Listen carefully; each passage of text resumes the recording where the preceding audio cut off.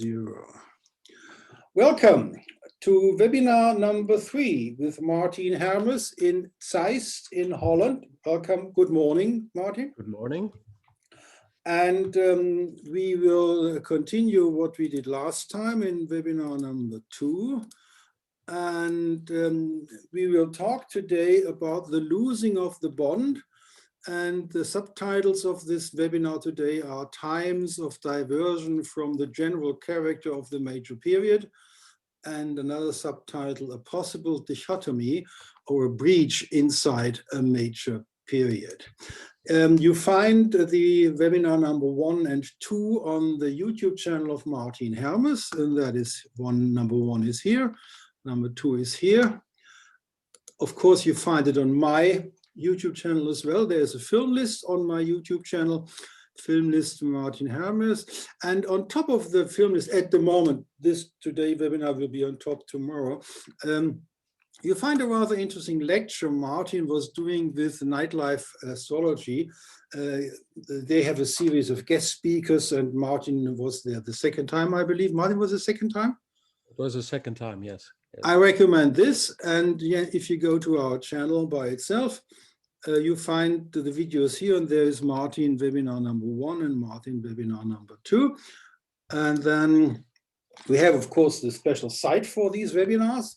If you go to Google and Google Martien Hermes webinars, you will be guided to this site. The address would be delineation.vonabisw.de.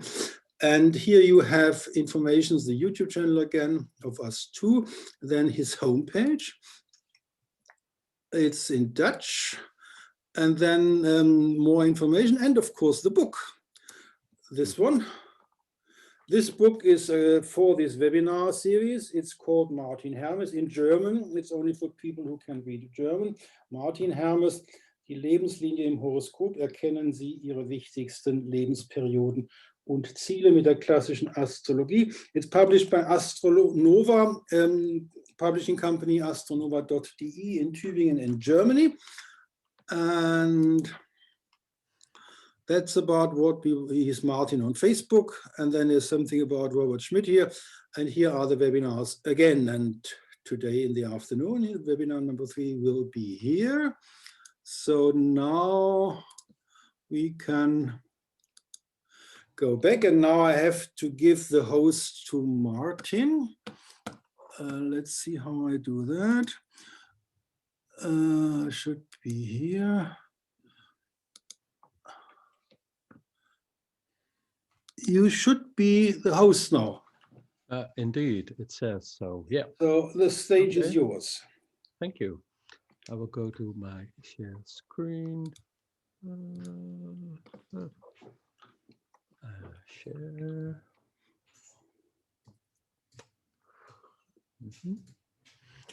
So there we are. Okay, visible for everybody, I hope. Welcome back to part 3 of this demonstration of zodiacal releasing using the chart of Volker and my chart of my own person. And today we're going to be talking about the losing of the bond, which will be abbreviated often as LOB, but that's the losing of the bond. So let's have a look at what that exactly is. So the losing of the bond has to do with turning points in your life, in the scenario that we exemplified in the first video of this series. But in each major period, you have subperiods, the L2 level, and in these L2 levels, you can have a loosening of the bond. And I will explain how this is working, how this is shown in your chart, and what happens. And you can see that it's indeed, as Volker said, it's times of diversion from the general character of a major period, because this is something of a turning point. And possibly even a dichotomy or a breach inside a major periods, which means a breach in what is happening in a major period, and that can suddenly be altered because of a loosening of the bond, and that's also a very important one. The first one is also a major one, which we talked about in the second video, which is the finding of a life's work, or the life work, or a life work, which is also a very interesting turning point. And we are able to show this with this method, as well as this one, the losing of the bond. So let's have a look at what the losing actually is. As I explained in the first video, the major periods are always with the long periods. Well, they are called the small periods, but they constitute quite a number of years. For instance, the moon has 25 years as her period. So whenever the crab Cancer is the image that has the major period, then it will last for 25 years. So that's quite long. So we divide these long periods up in L2 levels, which are counted by months. But when you do that, when you count all the planets, their months, you come to a total of 17 years and 7 months in total. And the point is that some major periods, as is shown here, are longer than those 17 years and 17 months. So that means that in these images, whenever one of these images is a major period in your scenario of zodiacal releasing, then you will have a losing of the bond in that period. So these images are longer, and therefore we have a losing of the bond in them. So I will show you how. Is it correct? Losing of the bond is sort of a jump. Yeah, you jump to the other side of the zodiac. Yeah, okay. So that's in Dutch. It's called. Somebody suggested the term oppositiesprong, the opposition jump, right? Yes, yes. So that's a very adequate translation as well, because it really shows what's happening when you have a losing of the bond. So let me show you how this works. So here we have the first period of Volker.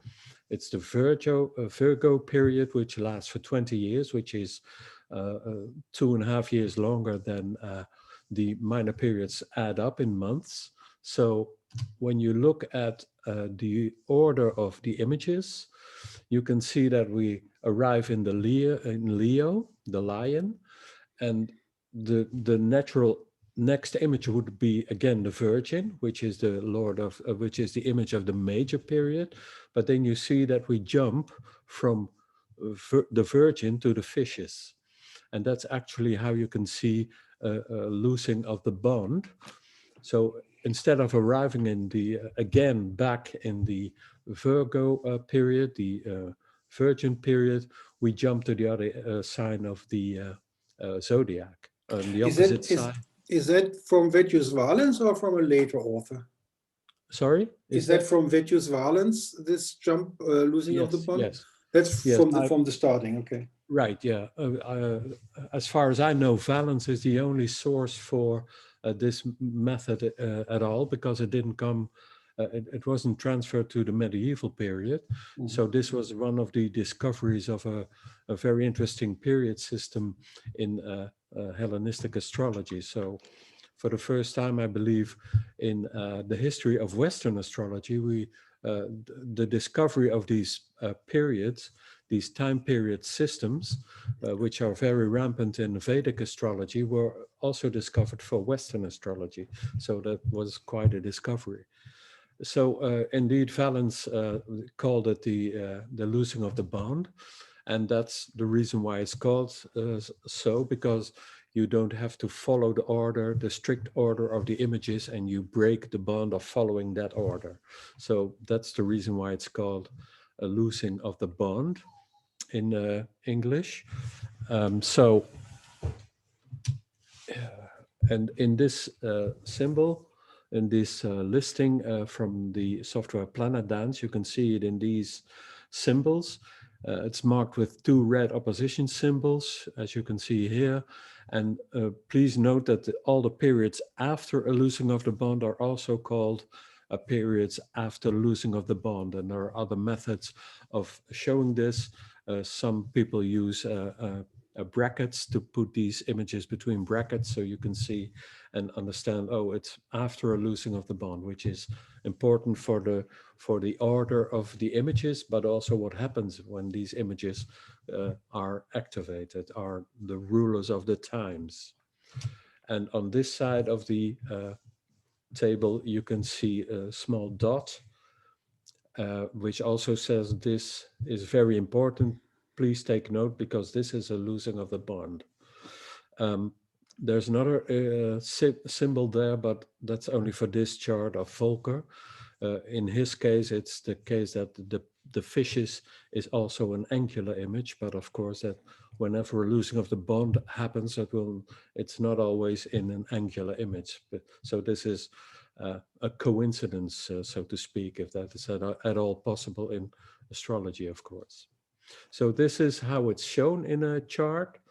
In the listing of the software Planet Dance, which I strongly recommend because it's a very good one, because it also lists the planets that are in the set images. So you have a lot of information there. So make use of that software because it's, as far as I know, the most extensive version of the Zodiacal releasing option in it. But it's only in Windows. It's not in Apple. No. Okay. It's only for Windows computers, which is a pity for all the Apple users. So. Well, let's hope that someday the programmer will put it on a browser-based. I'm not sure. I know that in Mac computers you can use sort of an interface to try to use a DOS program. Or that's Parallels. That's the iMac has Parallels. Parallels. Yeah. Well, let's hope. Well, here's sort of a listing of the images which can have a losing of the bond and how many times it can occur in somebody's life. So, for instance, the last one that I will show, the rest you can read, that when you have a diamond in the Capricorn, it will also occur 2 times in your life because it will happen in the Capricorn period and the Aquarius, water pour major period, etc. So check this out, but please note that also on the L3 and L4 periods, which are the smaller increments of time, you can also have a losing of the bond. And I will show examples where you can see this. So, okay, let's have a look at what Veges Valens says, because Veges Valens has some interesting delineations and things to say about what happens when you jump, for instance, from a Mercury image to a Jupiter image. And the Hermes, that's Mercury, not me, that's Hermes, the planet, handing over the time to Zeus from Virgo, or the Virgin, or sorry, the twins. This is what he in general says what might happen in these periods: a change of things, innovations in activities. It's Jupiter, right? That is the new ruler. So that means that Jupiter is always a planet of options and things to do. So innovation of activities. If the places should be afflicted in the nativities, and now he's talking about the twins and the Virgin, with the general time opposing, which means that then the times are not that good, then the losing of the bond will be a change for the better, simply because now the time moves from an afflicted twin or a Virgo image to benefic Jupiter. So then things will look up.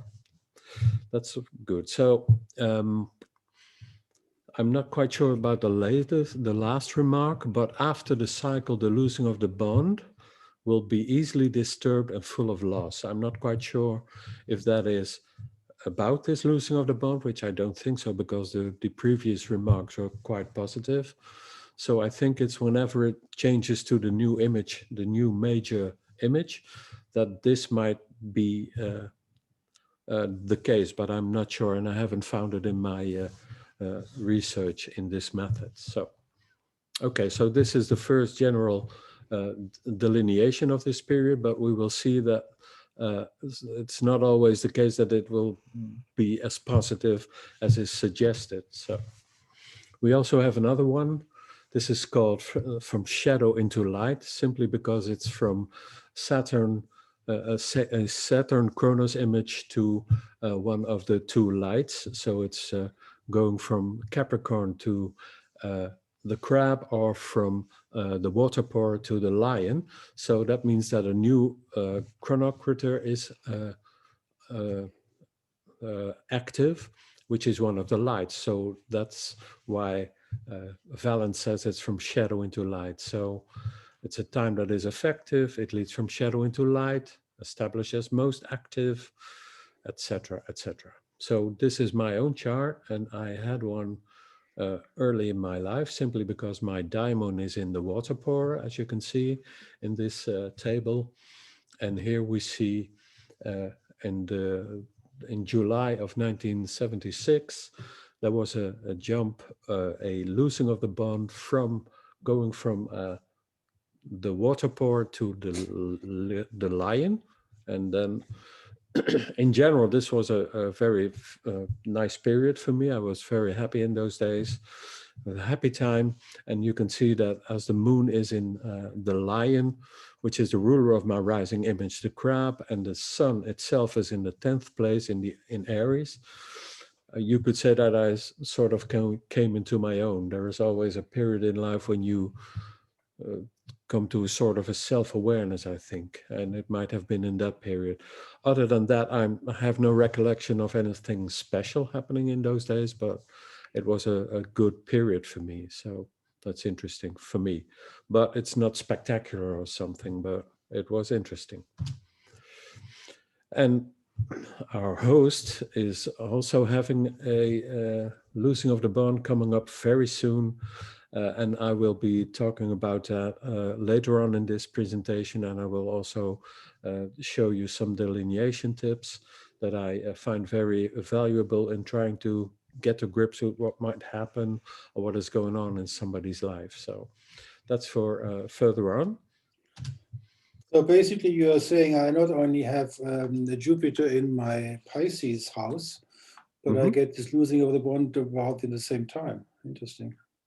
Sorry, say again. I get the Jupiter transit because I have my spirit is on 1 degree something in Pisces, and Jupiter is going into Pisces in May, and he will stay there till July, and then he goes back to Aquarius, and then in December he comes back again to my spirit, to my fortune point. And this coincides with this losing of the bond. Let's see how you delineate these combinations. Okay. Let's have a look at that later on. So here I have another example of one of the other ones, from light into shadow, which is the opposite of the previous one.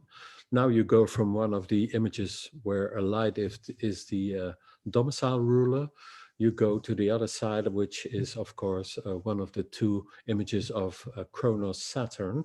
And that's from light into shadow, according to Veggis Valence. And here I have an example of somebody who's well known all over the world, who did something very interesting when he had one of these losing of the bonds.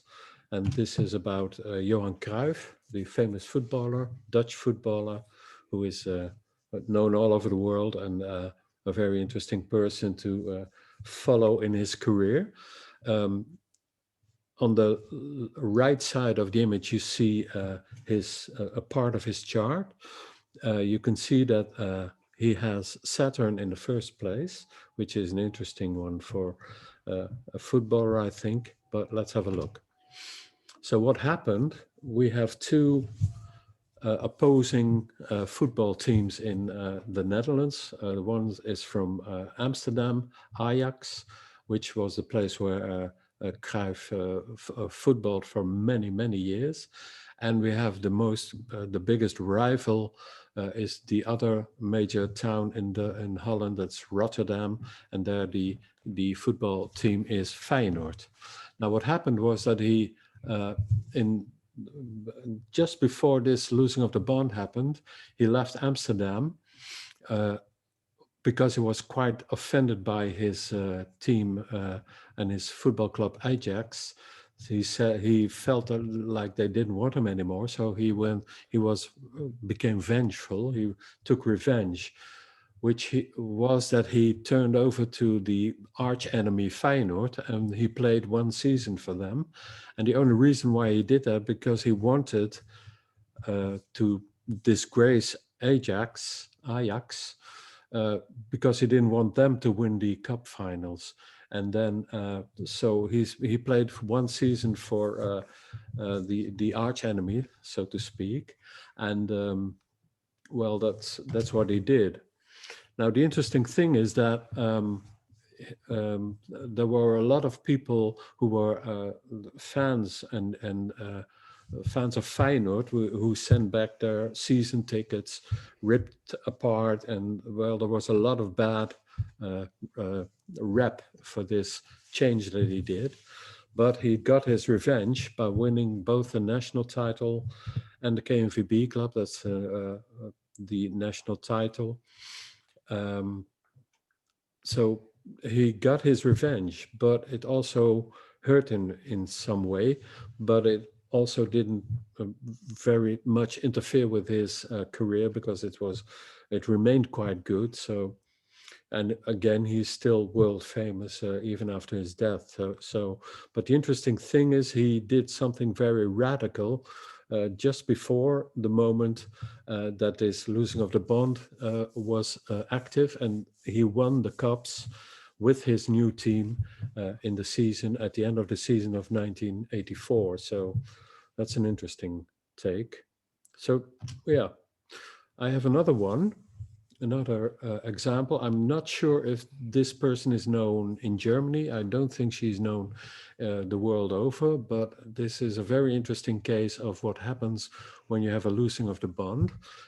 So let me try to demonstrate this. So what happened was that in this period, she became very well known in Holland, and she had a very, very successful career. She even had a tent, a big circus tent, where she received hundreds and thousands of people following her sessions. She did sort of spiritual operations on people who came to the fore, and well, you can think a lot about what's true or not true about this person. But the interesting thing is, I had a friend of mine who was always very curious and also very critical, and he went to one of these healings in this big tent after she was so famous, right? After this television broadcast, she became really huge. And he went there, and she also asked people to come to the fore, and she did what handoplegging. She put her hand on his head, and he said, well, it was very interesting to watch, but what happened when she touched me, I really felt sort of a boom, sort of a something happened, because I really felt something, and it was not a static electricity or something like that. No, it was really something that happened in his head. So I found that also very interesting, because it's sort of a confirmation of the fact that she was the real deal, I think. Okay, so let's have a look at this person. Why did she come into national prominence in this period? That's very important, because zodiacal releasing also has a lot to do with people's careers, when they come to the fore, when they become famous perhaps, or become some sort of celebrity. These are the things that can be shown by this method. Of course, we have to use what I did with Volker's chart in the first video of this method. We have to take into account the support of the nativity, right? This triplicity rulers, the location of the rulers in angular houses, etc. So please refer back to that tape, and you can follow what I'm trying to say here now.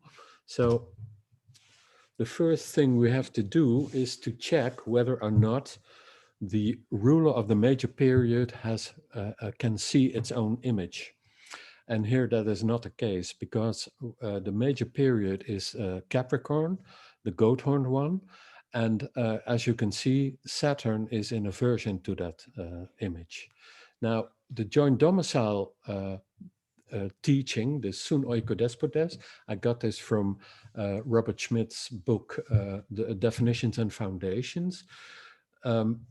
It's clearly stated that the exalted ruler of an image is the joint domicile master. That's a given. And whenever that ruler is not able to take over, then we get the idea proposed by some traditional astrologers that you use the images of the same element, which are called trigon rulers, because they have a trigon relationship with said image, which is in this case the Earth image, the Earth-like images. Then you can check out Venus as the ruler of the Earth-like image of the bull, and perhaps even Mercury, the ruler of the image of the Virgin. So what's going on here? So because Saturn is in a Virgin, you first check out Mars, because Aries, Mars, is the exalted ruler of the Capricorn. But as you can see, it is with Saturn in the 12th place, and it's also in a Virgin with Capricorn. So then we check out Venus, because that's the next candidate. But you can see that Venus in Gemini is also in a Virgin with the goat-horned one, Capricorn, the image that has the major period under its rule. So then we check out the next one, and that's Mercury. And you can see that Mercury is in the bull and has a trigonal relationship, a trine, with the image that is now the major ruler. So the chronometer for Capricorn now is Mercury. So that is the functioning ruler of this complete period. So that's very important. Okay, so that's the establishing of trying to figure out which one of these rulers is the one that has the most punch for a certain period, or is actually responsible for what happens in a certain period, a major period. So now that we have established this, let's have a look at her chart, because now we see that her rise to fame that came after this television broadcast in 1991 was exactly in the Gemini period, which is under the rule of Mercury. So you can see that it's also an angular image, simply because we have the MC, the twins are indeed the 10th image, which is a very important one because it's an angular image. And so Mercury, and that's very interesting to see that Mercury actually is delivering as the planet that rules a very important period in this life, in this major period under Capricorn. So, okay, let's have a further look. Well, another very important thing is that Capricorn is a fortune angle. As you can see, that fortune itself is in the crab, and the opposite sign is the goat-horned one, Capricorn. And so the Capricorn is the fortune 7th place. It's an angle, an angular image from fortune, which makes it a very powerful image, having to do perhaps with getting further in your life, because that is what the fortune houses have to do with, a punch, something that pushes you forward in your life, which happened to her simply because she had many careers before this, and then she became a healer, and then things started going in the right direction for her. Now we can further see that there is indeed support, because when you look at Gemini, the twins, it's the 10th place, it's an angular, but also benefic Venus is there, which is in an exact opposition of angular Jupiter, in its own image, very strongly placed. It's this is a day chart, so the support of the day planet Jupiter is very important, Zeus, and the chronometer Mercury is conjunct the MC, and the MC is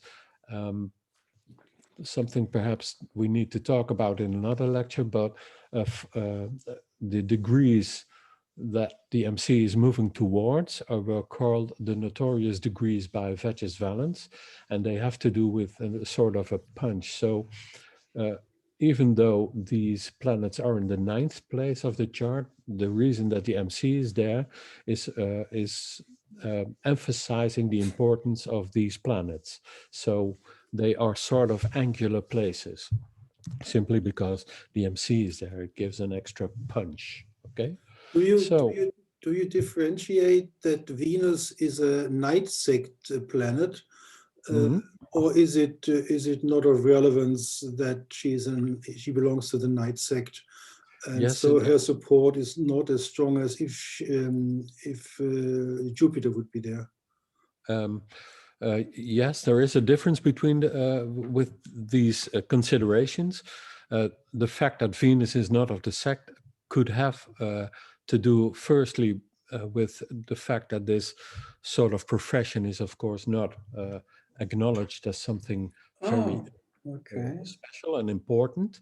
So it's not as broadly accepted as perhaps another profession. So she was always also discussed by skeptical people, and there is what you call an organization called Skepsis in the Netherlands, which is always trying to debunk everything that astrologers do and these kinds of mediums do. They are always exposed as being frauds, etc. So is that a general rule that if you have Venus in a day chart, that there are more obstacles than if it would be a night chart? It could be, yes. So the category obstacle would be a good category to differentiate the sects concerning Venus as a supporting planet. Well, Robert Schmidt said about these planets that they were self-defeating. So whenever a planet is not of the sect in favor, the activities having to do with these planets might be self-defeating, and perhaps the follow-up of this story might indicate that indeed there is something self-defeating about this. So sort of shooting in your own foot. Yeah, that's a good expression for it. Yeah, So these are very important factors for this chart to begin with, and to try to understand why she became so famous in the Netherlands and in Belgium. I'm not sure if she's known in Germany, but she was here. She was a big deal in this period. And did she finish her career when the losing of the bond in 2000 happened? I will get to that. Yeah. Okay. That's part of the exposition here of the losing of the bond. Okay. So, well, what you see also is that there's a very important activation here of Venus, who is the first ruler of the triplicity, which is one of the fame indicators, eminence, coming into the spotlight, and these triplicity rulers are all very much supported by the other triplicity rulers. So they are the Moon and Mars, and they are all in contact. They all have a configuration with the first ruler, so that's an important one as well. And whenever a major period or a minor period comes to one of these triplicity rulers, that might be a push in your career or in your fame or your good name amongst people, etc. So this is what helps in this period very strongly, simply because Venus is in the first image.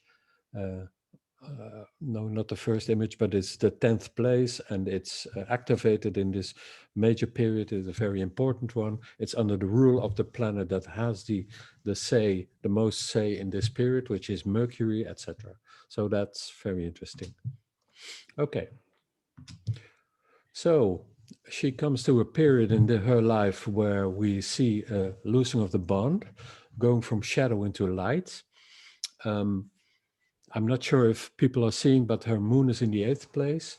I'm not sure if you can see this, but because our images, our faces of this Zoom meeting are exactly at that spot. So, but her moon is there in the 8th place, and Valen said that whenever the opposition, the losing of the bond is going from a dark place to a light place, it's from shadow into light.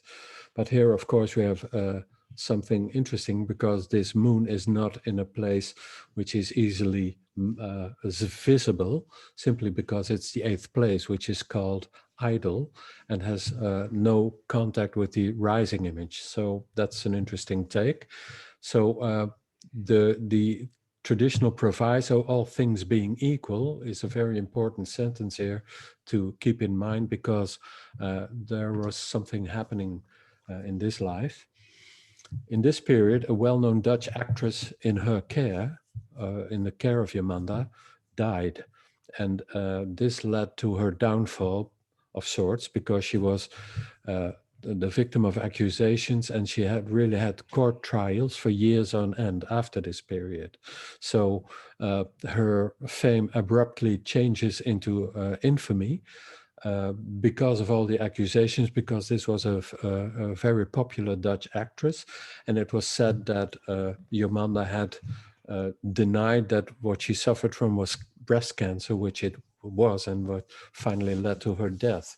So the whole alternative sector, as it's called here in the Netherlands, came under fire simply because this happened, and she was sort of a scapegoat for everything that the skepsis and all the other people who don't think much of this sort of profession were against her, and really made her the scapegoat, and she was actually on trial for murder. So that's quite a change, right?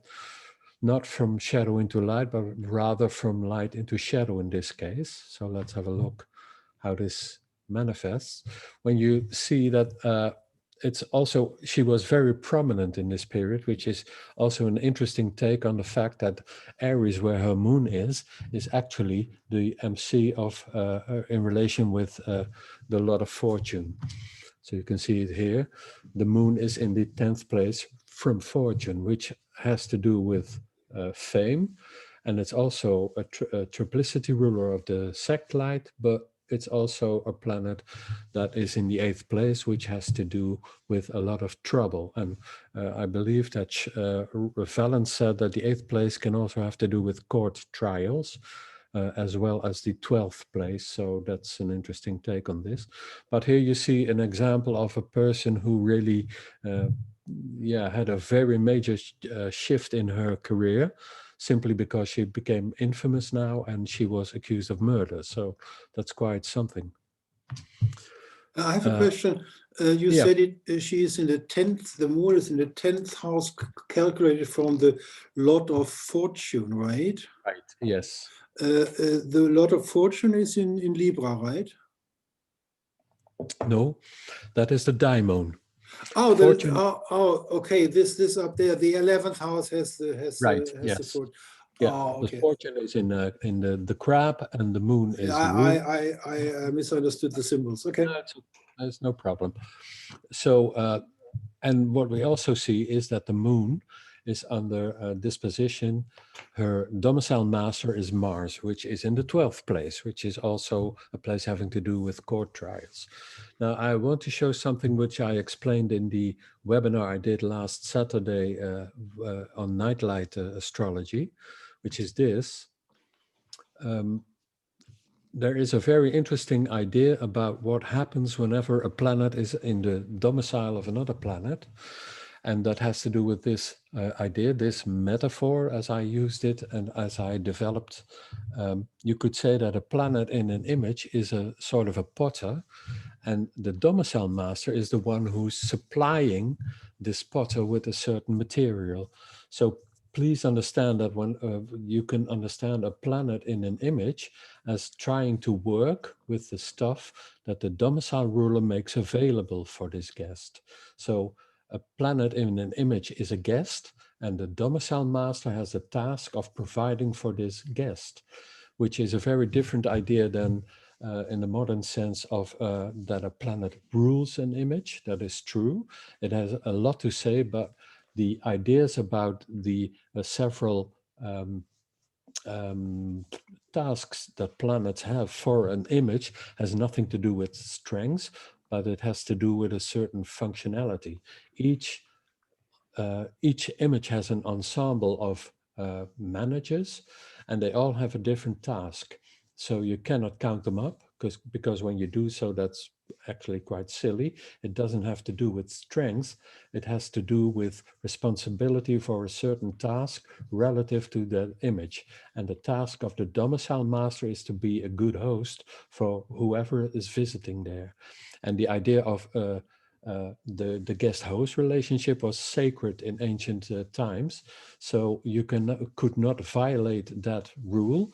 So it's also the idea, my house is your house, which is a very important sentence, which has to do with this domicile idea as well.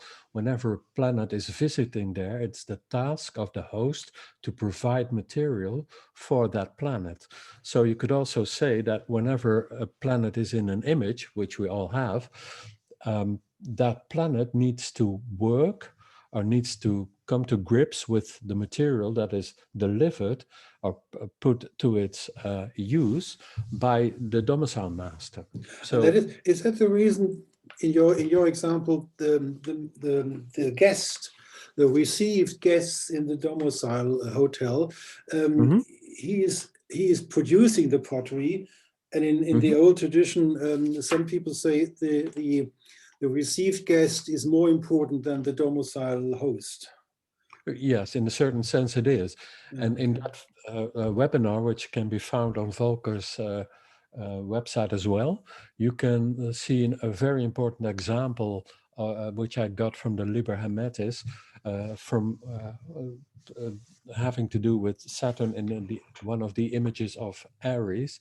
And what you can see is actually that a lot of stuff happens with Aries being as it were, used by Saturn in a certain way, which led to certain delineations, which are not that positive because, for instance, we all know that Mars has to do with activity and working, and Saturn makes it lazy or ineffective in what a person is doing. So you can see, read in that example, and you can read many ancient examples as well, that the guest is doing something to the host, and it's not always a good result, simply because you can need to establish whether or not the potter is an able potter in this image. Is it working at its best, or is it a sloppy potter? And you can also try to understand whether or not the clay that is delivered to that image, if it's a good clay or not. So you can be a very good potter, but if you have bad material, the result will be mediocre. So this is a very rich metaphor for trying to understand what's happening whenever a planet is in the image of another, of a host, which is in this case, for Yamanda, that is Mars. So you can see that the moon is in Aries. It's in the 10th place from fortune, but it's the 8th place in the natal chart. So, well, let's not talk about this part, but the moon has to work with Mars stuff. And the interesting thing is that, of course, she could not do much about all the court cases that were against her, that were filed against her. And that has a lot to do also with planets being in the 12th place. So the clay that Mars is providing here is marred by the fact that it's from the 12th place, that it's in conjunction with Saturn, and the moon, which is a very sensitive planet, has to deal with everything that Mars is providing for her. And in this case, it turned bad simply because she now was under the attack of the court, of the law, which is a different thing than she being criticized for doing something that some people don't believe in. So that was quite a difference. So that's, to me, is a very important way of trying to understand how a planet needs to familiarize him or herself with what the domicile master is providing for this planet. And as I said in that presentation, that webinar, the principle behind this is what Schmidt called oikeiosis, and oikeiosis has to do with familiarization. That concept is also very rich because, of course, in everyone's life, we have to familiarize ourselves with our own life, and we do that via our own natal chart. So there you have a planet in that image, and that planet has to familiarize himself with whatever the host is providing. And that is something that is actually a very interesting metaphor for life, right? We are constantly familiarizing ourselves with our own life, And as an astrologer, we can see that we do that by means of the planets in our natal chart. So that's a very interesting metaphor. And I think it's a very rich one to try to understand what's happening in this life and what can go on whenever you have a losing of the bond in a certain place, which here is from shadow to light, but I think she would really call it from light into shadow, because things really turn bad after that. So, as you said, Volker, this is a day chart, and none of the triplicity rulers belong to the party in favor. So there's always, you could perhaps say that whatever these triplicity rulers can produce, even if it's eminence, it's always sort of tainted. It's also something that is not quite accepted perhaps by the mainstream way of thinking, mainstream philosophy, mainstream things going on in life, of course, as her profession actually is. And the profession of astrologers also. We don't have unions trying to get better payment for us for our work. No, we are actually sort of outside society, which is what was happening to her, which was also always going on in her life. So here you can see that the new chronometer, but that's very important for the delineation. You always have to check out whether what's the relation between this new chronometer, because it switches to another one, whether or not it's in aversion with the main ruler. And I took Mercury as being the main ruler here, the functional chronometer. And you can say that Mercury is sort of dismissed simply because the moon is in aversion with Mercury, because the moon is in the sign next to where Mercury is. So you could say that the moon now becomes the defining chronometer, and you can then thus say that her life changed from a 9th and 10th place situation to an 8th place situation, because now the moon rules the period from the 8th place under the rule of Mars, which is in the 12th place. So there you have the scenario which was going on in her life at that time. Okay, now let's have a look at this. As I said, a losing of the bond also occurs in the L3 and the L4 periods. And here you can see again what happens here. You can see that the period, the L3 period goes from the twins to Capricorn. And when you follow the order again of the images after the Gemini, we would expect the crab, Cancer, but it switches, it jumps to the other image, the other side of the zodiac, which is Capricorn in these L3, L4 periods. Now, the interesting thing is that here you can see also how this is functioning, simply because the L3 period hands over. I can see it again. I'm not sure what I'm seeing here, but let's have a look at the other thing. What happened was that the actress died in the night of the 19th, 20th of August 2001. And here you can see that it's after a losing of the bond, because the L3 period jumped from Gemini to the opposite image, Capricorn, opposite to the crab, of course. This is normally how it's noted. L1 is Capricorn, L2 is etc., etc., etc. And the interesting thing is that Saturn, which is in aversion to Capricorn, now becomes active again. Why? Because the L4 period is the water pore, Aquarius, which is the 6th image in this chart. And Saturn, of course, now becomes active because he's no longer in aversion with the first period, the first L3, L4 period, which is in Capricorn.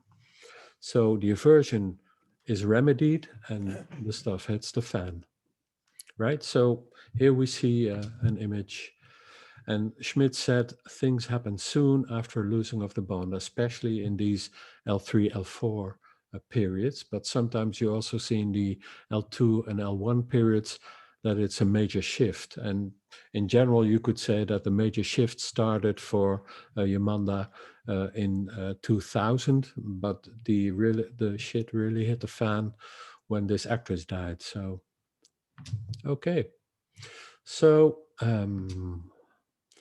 now after this period, the trials and tribulations began. In 2004, she was accused of murder, no less, which is pretty heavy. In 2006, she was released from being prosecuted, but in April was charged again, April 2008, etc., etc. On June the 12th, 29, she was acquitted in general for co-responsibility for the death of the actress. So a lot of things happened after this losing of the bond, as you can see. Now, Schmidt said, when can we expect something to change in this scenario in somebody's life? At the very beginning of major L1 perfections. And here you can see that the acquittal was in 2009, just 2 days before this changeover. You can see that she was acquitted. It was on June the 12th, and this new period started on 14th of June in 2009. That's very interesting. When you use the term perfection, you mean inside the Aphesis terminology? Yes. Sorry, that's. It has nothing to do with the other perfections. No, it's true. This is what Schmidt called the perfection, simply because the word perfection means moving forward. So when I didn't realize that I had not used this term before, but it's simply meaning that how we progress through the scenario. So giving the torch to the next bearer. Yeah. Okay. That's true. Yeah. Okay, so let's. It would probably be a good idea to use, instead of the term perfection is used in other contexts. So why not say torch over, giving over the torch, or torch bearer change, you could say. Right, yeah, the perfection is actually a change indeed. That's perhaps a better word, I think, yeah. Okay. Yeah, I will try to remember that for the next presentation. Well, it's just because learning people like myself get confused if a term comes up and then the one term perfection comes from a totally different context. Right, yeah. And I'm reading perfection. What does that mean? Is that sort of a directional perfection or whatever? And that's not meant. Right. But that's not it. No, it's indeed the moving forward in this scenario. So call that a perfection. Or let's say an aphesis perfection. Yeah, that could be, but that might also be confused, but we'll get back to that later. Okay, thank you. A very good remark to make here for exemplifying the terminology. So, yeah, but also note that the exact dates of events are rather exceptional in these L1 and L2 periods. But it's true that things always happen in the periods themselves. So there's quite a bad habit that is often shown in other presentations about methods like these. What people start to do is trying to find hits. So whenever something important happens in somebody's life, people, when they use these sort of chronometer systems, they're always a bit always looking for, it must be when the fortune houses are activated or something, and they simply use this method alone for trying to get a hit. I see it with this system, but that's a very bad way of going about trying to understand what's happening with these systems. So people must try to be aware that with these systems, these long periods, it's quite difficult to find exact dates of something happening. But what you can see is indeed that stuff happens in the periods themselves, as with the death of this actress, which was in the period of the losing of the bond. So that's very interesting. It's also interesting to note that the moon is in the 8th place, and it had something to do with death. not her own death, but the death of an important person in the Dutch culture. So that's interesting as well. But please make note of that. So, well, when we look at what happened after that in this new period, now Saturn takes over because Saturn is no longer in a version like it was in the previous period of Capricorn. So now Saturn takes control. And what she did was that she moved to Canada with her fiancé. So she went sort of into exile in her own, by her own volition. So she was not moved simply under force, but she wanted it herself. She went there to her with her fiancé. In 2010, she had to appear in court again because of an objection by the prosecutor to the acquittal. And in March 2013, she was really found universally not guilty of the death of the actress. So that's interesting. And what you see again is that in this period, you see the moon again being the planet activated by being in Aries, which is the 8th image. And now something else happened. And of course, it's the second triplicity ruler of her satellite, which is the moon itself. That's also interesting. Okay. Well, the interesting thing here again is that both these planets were activated in this period of the acquittal, which is an interesting study. I'm not quite sure why this happened, but it could have something to do with the fact that the ruler of these two images, which is the sun, is in the 10th place together with Mercury, and it's with the MC in the 9th place. Interesting also that she moved to a foreign country, the 9th place, so that's interesting. So the last thing I read about her was in a tabloid, was that in 2014 her fiancé moved back to the Netherlands because he was homesick, and she actually lives like a hermit and has health issues, which is interesting because the water power Aquarius is her 6th image, and the ruler of that planet is Saturn, which is in the 12th place, which has to do with illness. So that's interesting. But she feels betrayed by her country because of all the accusations, her integrity in doubt, etc. So that's a pretty heavy aftermath. And the really latest thing that I read about her is that somebody's planning to make a documentary series about her, which was announced in March 16th, only a few months ago. Interesting. There we have no, I'll go further. Okay, next. Let's have a look at Volker's chart and have some delineation tips. Okay, now this year, within a few months, Volker is going to have a loosening of the bond from Saturn to the moon, again, from shadow into light. Youpee, that's great for you. Now, as you can see, that the general delineations of the loosening of the bond were quite general, and the all things being equal proviso requires that we study the chart itself. So as I did with Yomanda's chart, what's going on, and in this case, what's going on Volker's chart. Now, what's happening, always happens when we have a loosening of the bond, is that the domicile ruler of the new image, the image of the loosening of the bond, becomes the new L2 period ruler under this first major period. So in a sense, you can say that Saturn is sort of replaced by the moon for handling actions. That's what says from shadow to light. So, but of course we have to check out what's going on. So a loosening of the bond changes the dynamic of the rest of a major period. Now, we need to understand that whenever the new period ruler is really in aversion with the first one, then you can say that the second one is really taking charge. So the second one then has the sole, how how do you say, sole authority for the remaining period after this losing of the bond.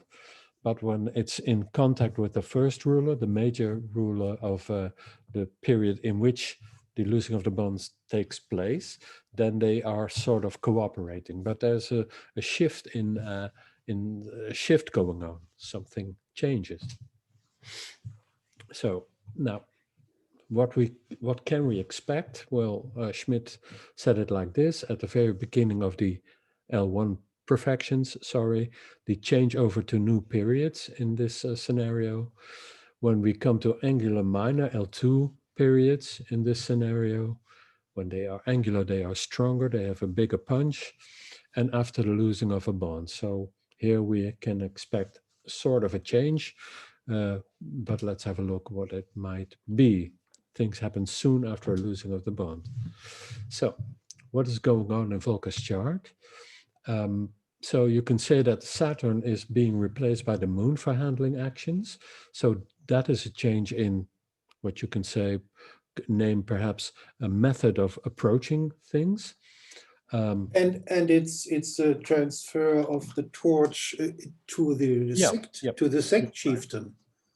Right, indeed. So there we have the question is, okay, so what is changing? In a sense, you can say nothing much in this chart, solely based on the idea that the moon is together with Saturn. So they are in a strong connection with each other. They are both in the 10th place. They are both in the same image, the Virgin, and they are both under disposition of Mercury, which is what is going on in this chart always. So there's, in that sense, you can say there's no shift as to, well, you can say there is no shift because they are working together. But of course, there are things that are different. What does change is that the moon rules the 8th place and the 6th place by exaltation, and Saturn rules other images in other places in this chart. So there might be a shift from topics going from one area of life to several others. That's important. Now, what I do, and that's a tip you can try to use, is that I always ask persons, do you know what happened in the previous periods in your life when the moon took over the L2 periods? And that's for quite a long period, because the moon and the crab distribute 25 months of time, which is the longest period that we can ever have in a zodiacal releasing scenario on the L2 level. That's always 25 months. So here we have the periods for Volker. The one started in December 1988 for 2 years practically, and also in 2002, we also had a period where the moon was active. Of course, please understand that these are different because they are taking place under another rulership in the major periods. So the first period is the, you could say, the Scorpio Cancer period, Scorpio the Crab period. And in the second one, we have a Bowman Archer Crab period. Of course, they are different because they are in relation with another major Time Lord. But you can still try to see what might happen simply because the planet that is now the new ruler, in this case the moon, Selene, is always in the conditions that have to do with the natal chart. So that's what's the same about this period, but please understand they might not be totally representative of what might happen whenever losing of the bond happens, but it's always interesting to try to find out. So do you have any memory, Volker, of what's happening there?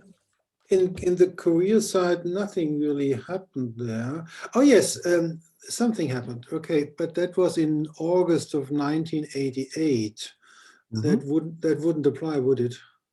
Yeah, well, my take is, I haven't said that, but I always expect things to change just before one of these periods changes. So in 1988, something really important changed, because that was my starting point for becoming a spokesperson in the Ministry of Economics in Lower Saxony for the natural healing scenery communities, because in August 1988, the authorities of the federal administration of health banned natural herbs.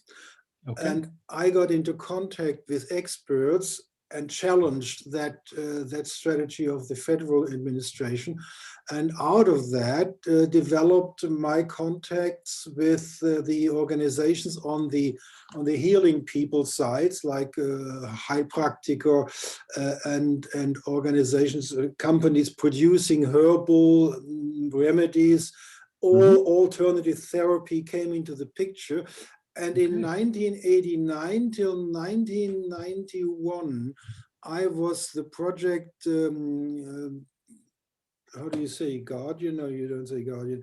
I was responsible for a project of the Ministry of Economics to organizing a lot of people, and we had a contractor doing the work for us.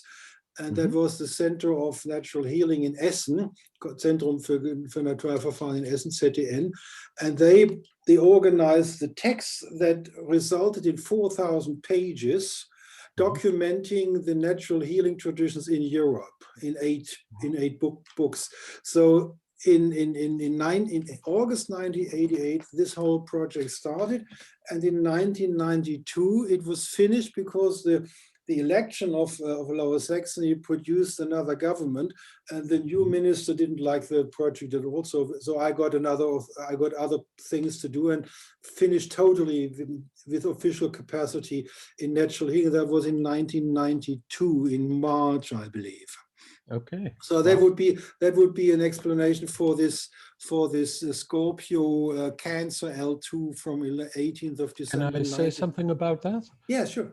Yeah, what's interesting is that you have a night chart, and both Mars, the major ruler of this period, and the Moon are of the same sect as the act of your chart, which is interesting. But what's also interesting that it's about alternative medicine, which is something which is not quite in the mainstream of society. So that's a very important thing to note here. It's very interesting to see that has to do something with the Moon and with Mars. And again, here you see the instrument you used is writing about it, protesting against it, which is Mercury. A publishing function, more or less. The ministry was sort of the publisher. We had some, we don't do, in the ministry, you normally don't do the work yourself. You get people doing it for you. And I had this center for the documentation on the one hand, and we created, in 1989, we created a research facility in the University of Lüneburg, who would be the editing who would control the editing process. So we had two subcontractors, and I was the project leader for coordinating the whole work. We had about 3, 4, 5 people in the ZTN, and then all the organizations supplying the texts. For example, the anthroposophic medicine people supplied texts from the filter clinic, and the homeopathic people supplied texts from their central organizations in Germany. And then we had this university side with about 9 people involved for editing the process. So it was quite something, and the taxpayer money was only 75,000 for the center and 75,000 German marks in those days for the Lüneburg. So we had about 75 euros in modern terms for the whole thing. That was quite a cheap investment of the ministry, and the people involved with it did a lot of work where they were not really paid for. Okay, interesting. Yeah, very interesting. And the second period, do you have recollections? There, it's more on the private sector, because I was divorced right about this time in 2002. And the divorce goes back to events in my life which started in 2000. And the divorce was in 2002, somewhere around this period. It's pretty close to the official date of the divorce. And I changed my relationship basically this period started, which resulted in my second marriage in 2003, when I met my now wife, whom I met on a birthday party of a female astrologer in Hanover on the 29th of November in 2003. Yes, and so there was quite a change in the private area. The private relationship, my family life totally got changed from, you know, everything changed. I moved, the divorce things and all this money involved, and then the new relationship, which is still active now. Interesting is that when the divorce came about was in the Gemini period, which is the 7th place of your chart, which has to do with relationships. Okay, interesting. Okay, thank you for this. Let's have a look at what might be going on. The moon rules the 8th place. I have a question. If you said earlier that the new change in this June, not that much will be going to change. If that is the case in your client's work, do you look at the transits as well to find out what more is there to handle? Yes, you can follow, of course. In this case, I think I would use the secondary progressions, perhaps, because now it's the moon and you cannot follow the transits of the moon very adequately. So then I would perhaps look at the progressions of the moon coming into other signs, etc. So basically, you're concentrating on the ruler, on the moon as a ruler. Yeah. That's the one. You don't take into consideration the other transits, like what is Jupiter, what is Saturn doing. Yeah, whenever they are touching the images that are now having the times, so you can always check out whenever you like whether or not the slower planets are moving through Capricorn or through the crab at this moment in these periods. And what about transits to the lots, a lot of diamond and a lot of fortune? Is that a relevant category to look at that? It might be, but I've never done that. No. Okay, so I recommend that you follow closely what Jupiter is doing at the moment. On the 15th of May, he's touching on my fortune point. Yeah, that's as a great transit. I was wondering, I was talking to my wife, what on earth is Jupiter touching my fortune point doing when it's in the 4th house? Basically, I'm retreating from the world and reading books. Is that a correct delineation?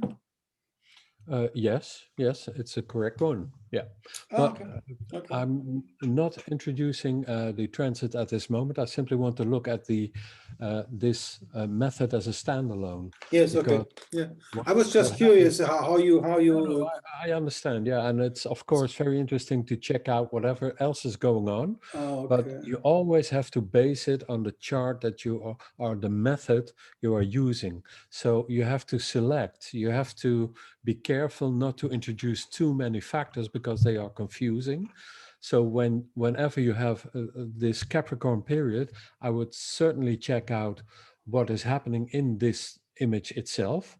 And we know that we had Pluto there, and we had the conjunction of Saturn and Jupiter with Pluto there. So of course the COVID period then commenced. So there are things going on in that period which might have had relevance for your life in this period.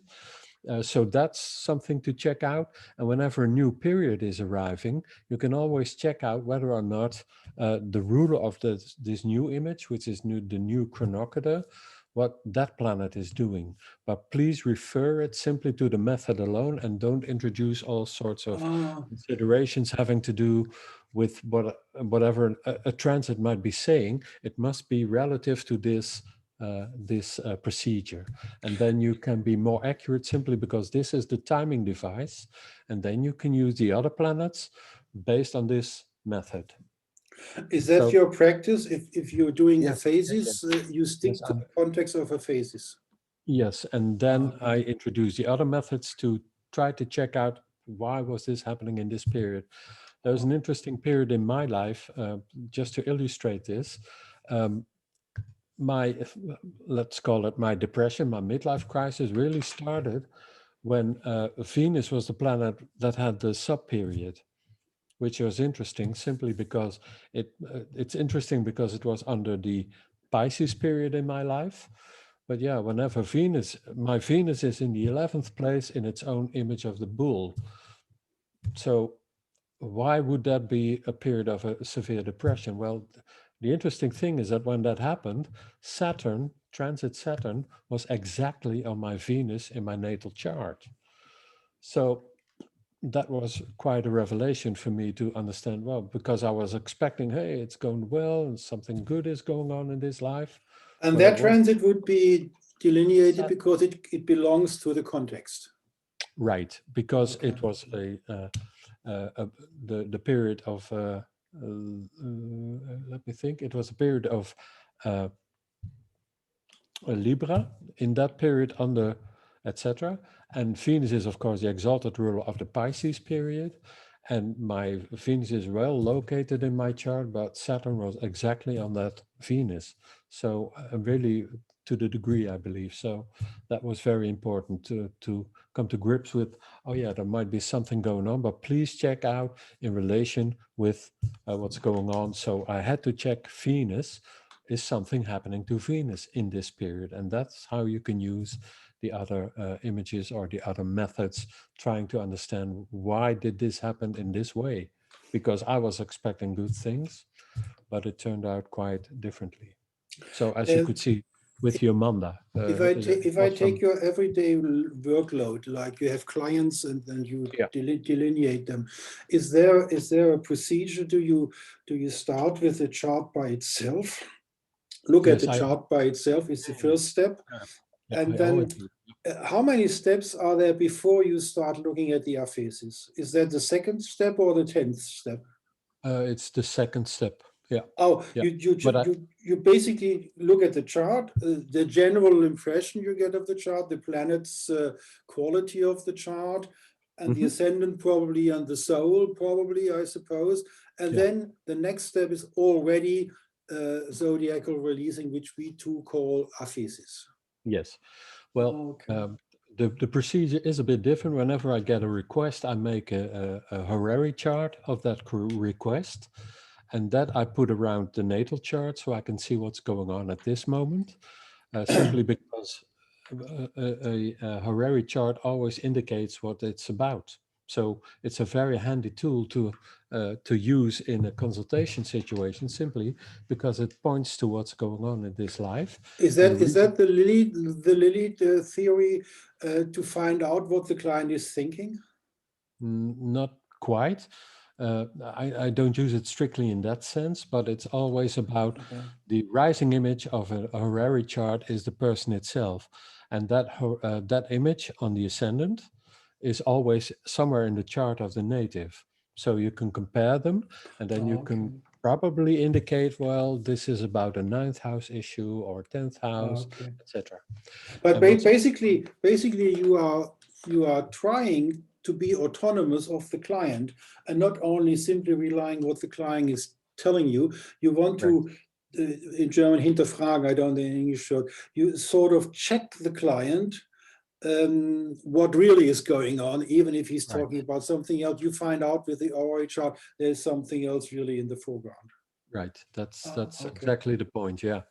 And I always try to place it in this zodiacal releasing scheme, simply because there are shifts going on, and these are perhaps more in the background sometimes, but they can also play an important role in what's happening in a person's life, because Schmidt compared zodiacal releasing with sort of a novel about somebody's life, and you have chapters in novels, and in each chapter there are paragraphs, and you can see the zodiacal releasing scheme in that sense.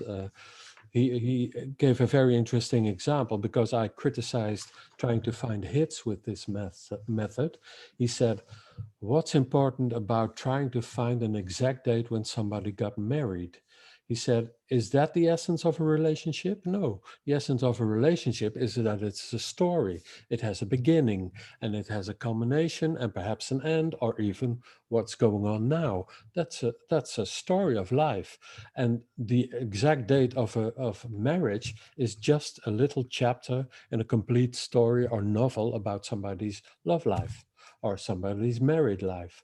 And I found that a very provocative statement, because a lot of traditional astrology is often very much focused on trying to predict things. And that's, of course, a very important tool to have as an astrologer. You must be able to do that. But he placed it in a broader scheme. It's interesting to be able to do that, but is that the essence of a relationship? The date that you got married? No, it's not. So when you can use this life scenario, and I compared it with something like Jung's individuation scenario, which is perhaps true, I'm not quite sure, but it has to do with things happening to you and you relating to it. And that's what life is about, according to Jung and all other astrologers. So what you're saying is Aphesis is an astrological tool, not for predicting exact things, but for understanding the process of the life of the nativity. Right.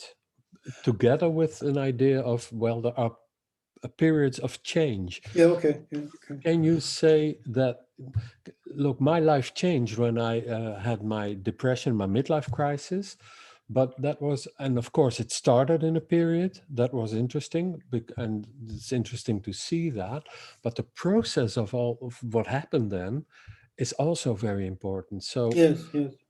So yeah, basically what we were talking combination. about this 1988 period and this 2002 period. In the 1988 period, the process of the professional life changed dramatically.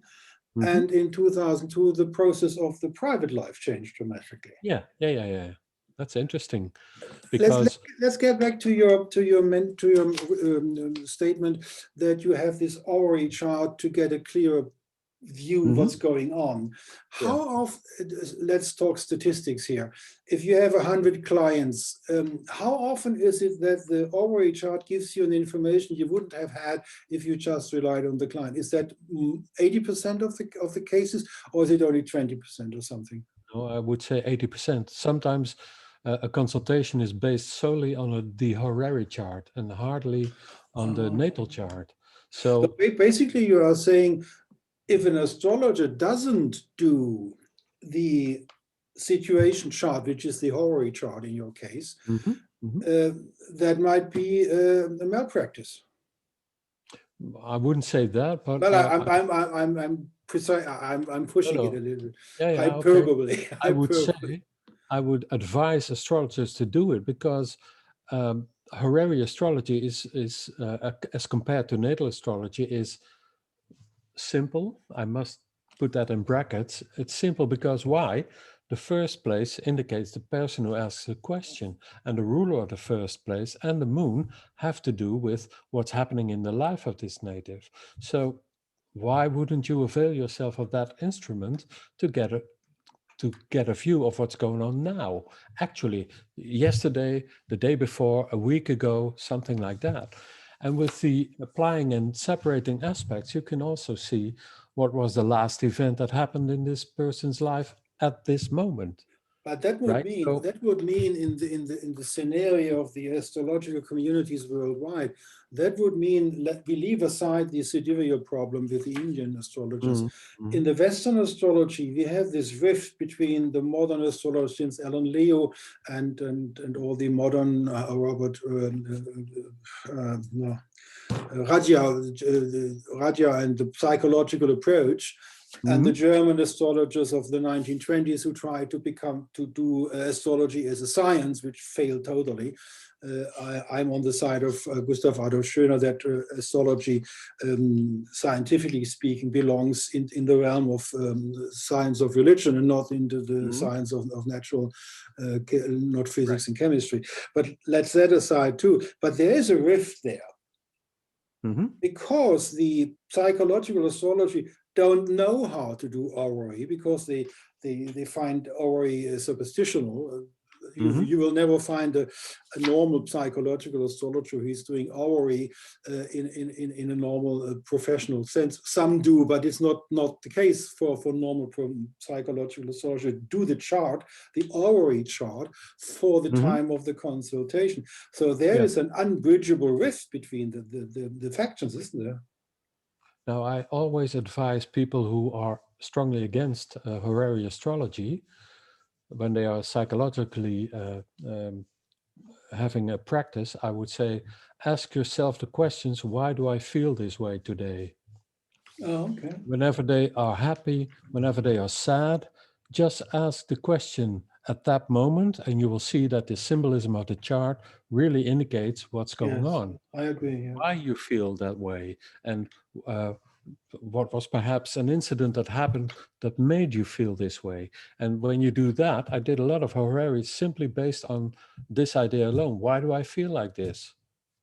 Well, what is this person trying to do in my life? You can use all sorts of questions, and I very often advise my daughter and my wife when they have situations at work to help them understand what the motivation is of this person and how they can tackle whatever is happening between them so that they can more effectively handle a situation. It's really an instrument that they could use very proficiently, but they have to perhaps succumb an idea that this is sort of a lesser form of astrology, which is BS, bullshit, pardon my French, which is not true. You can use horary astrology in any situation. Yeah. You are involved in the Netherlands with Astrology Association. You are webmaster, I believe, of one of the astrological associations, right? No, I'm not. No. But I'm you have been. No, for a short while, but no, not really, because in the Netherlands, as well as in France, there is a very strong population of psychologically practicing astrologers. And at first I thought they were hostile to this astrology, but now I understand, when you have a practice like that, you don't want me telling you that you're not doing it right, or you don't want me telling you, well, you should do it differently, which was a lesson that I learned very slowly, unfortunately. But I've now come to peace with that. But it's very interesting, and it's very nice for you to let me do this, because in the English-speaking world, there's a very broad audience very much interested in this kind of astrology, simply because when I started doing this, I believe I was one of the first ones in the Netherlands who did this. And of course, I was very much criticized also because— Are you talking about Aphesis, or you are talking about orrery? No, I was talking about traditional astrology in general. The general field of Hellenistic astrology and Arabic astrology. Much prejudice against the idea that this medieval astrology was actually simply about predicting, which is of course not true. It's a very subtle astrology, and it has much more subtlety to it than the modern astrology. I rant against the ABC system, which associates images. The first image is the ram, and that associates it with the first place, and Mars also, which is really the most silly thing that is going on in astrology right now, because people believe that. So whenever people say, I want to talk about money, the first thing they say, oh, that's about the bull, the Taurus, and it's about Venus, which is nonsense. In the ancient astrology, you never find these sort of associations with images and signs. There's another example that I use all the time. The fifth place is associated with children, but when you place the leon there, the lion, that's a sterile image, because it's sterile, so it can't get any children, or not easily. And the sun, which is the ruler of the lion, kills children when it's too close to the significator of children. So what astrologer would ever associate the fifth place as being the place of children with the sun and with Leo. Yes, But yes. the problem, what now happens is that these get conflagrated. So people are now thinking that the fifth place, the idea of children, must now be incorporated in the significations of the lion. So there are Yes, yes. people do desperate measures to do that. How's the So, situation today okay. in the Netherlands? In Netherlands is the same thing like Holland, right? Yes, that's the same Yes. thing. Yeah. Yeah. In Holland, you have quite this number of psychological astrologers. You were the first with the traditional approach. Do you have some brethren in your cloister today, or are you still the only one? No, there are more people. Yeah, luckily for me, it was also sort of an inspiration for many astrologers. So there are many people now more trying to do astrology in a traditional sense. When you say it's many, are we growing. talking about 100 and more, or 50 or more, or 20 or Mm, more, or 10 or more? I'm not sure. I wouldn't say. I'm a bit out of touch with the Oh, official astrology going on in the Netherlands. I okay. get asked to do presentations, so that's nice. But I'm not sure how many astrologers are really actually. What's your wild guess? No responsibility attached. Two. I would guess perhaps about 50 Okay. astrologers. So there is a development there. There is a renaissance in Holland Yeah. as well. Okay.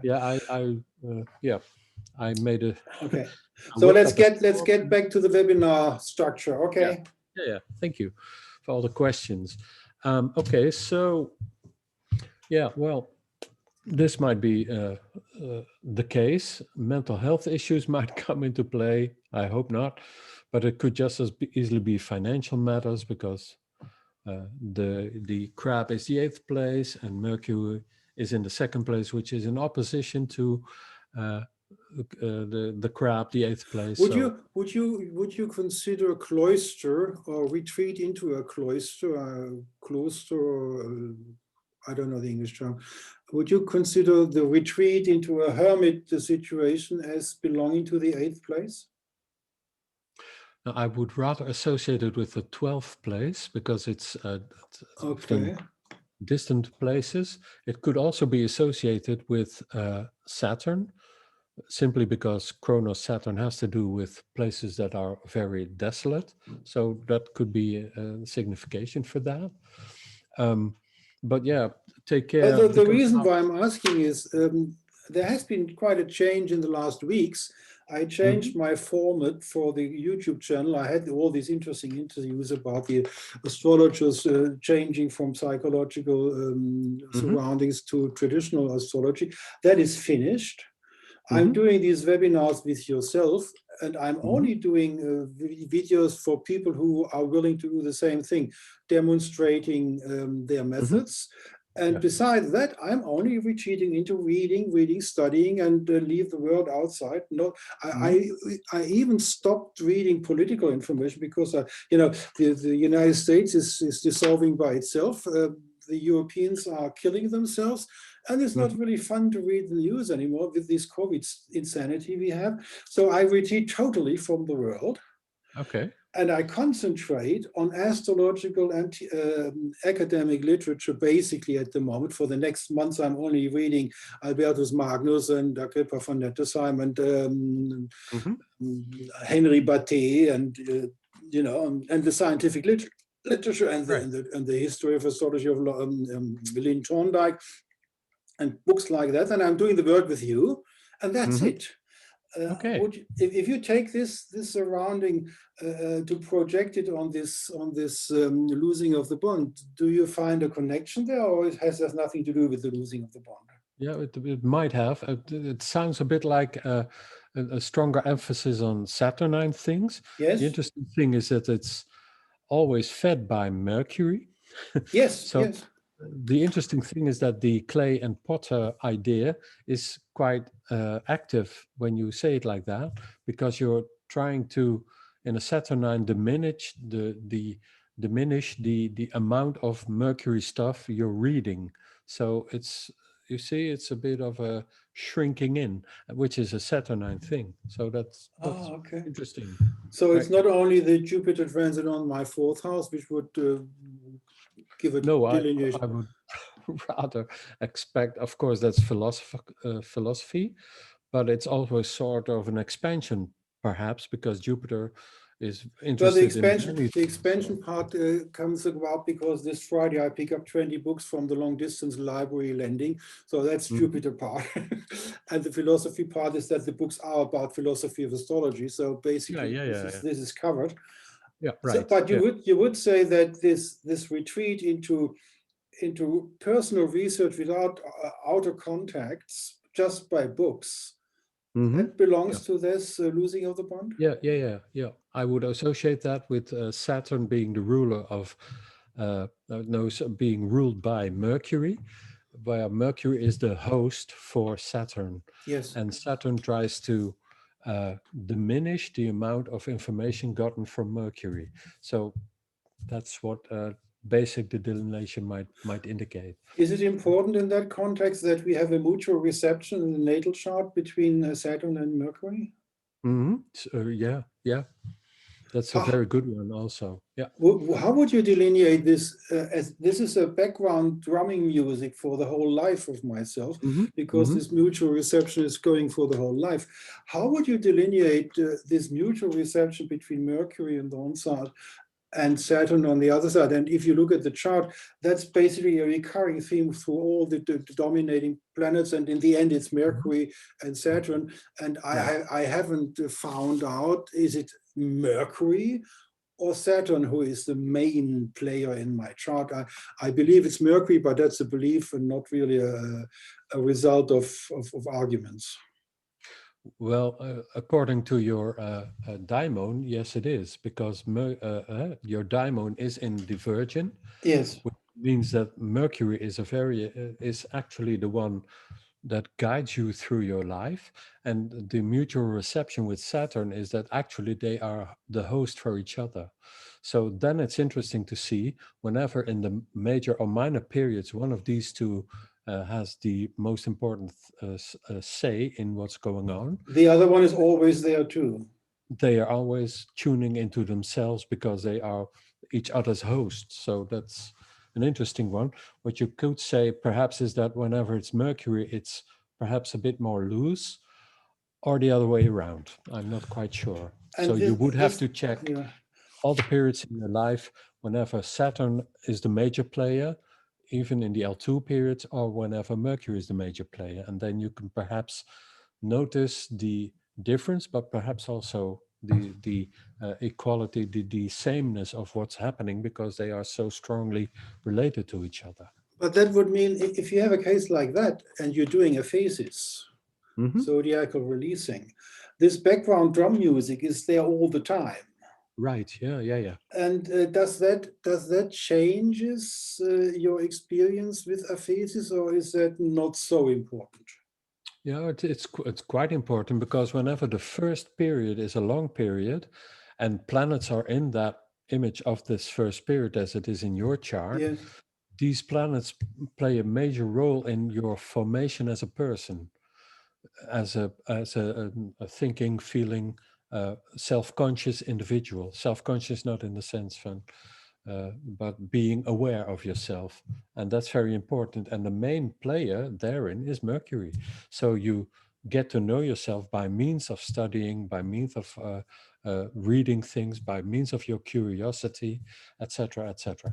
So in this case, we had one of the very solid examples for the difference between psychological astrology and Hellenistic Arabic astrology, because in the psychological approach with Placidus houses, these three, Saturn, Moon, and Mars, end up in an enclosed house, which is the 9th house, and they're in the 9th house, and the 9th house starts with Leo and ends with Libra.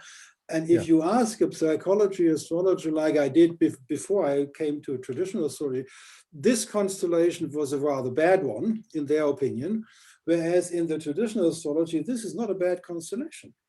No, it is, well, of course, you could say that the moon is a sort of beat up by Mars and Yes, they always tell me your moon is a catastrophic situation, and it's not. It's the sect chieftain, right, it's a sect light. and It's in the 10th place, it's in the diamond sign, right? and Mars is a sect planet, which means in the traditional approach is a good planet. Right, yeah. So that's quite a difference. And also, I'm still amazed that psychological astrology doesn't use the image of the daimon to try to get to grips with what formed your personality early on in your life. When it's a long period, it has a major influence in how you are, how your character is formed, simply by means of the planet that takes charge of how you do things. And in your case, that's Mercury. Yeah. And in my case, it's Saturn. And if you don't see that, you're missing something. You're missing the central. Yeah.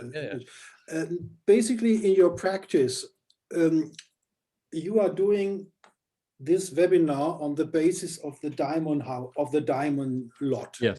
Hello. Some people call it falsely the spirit.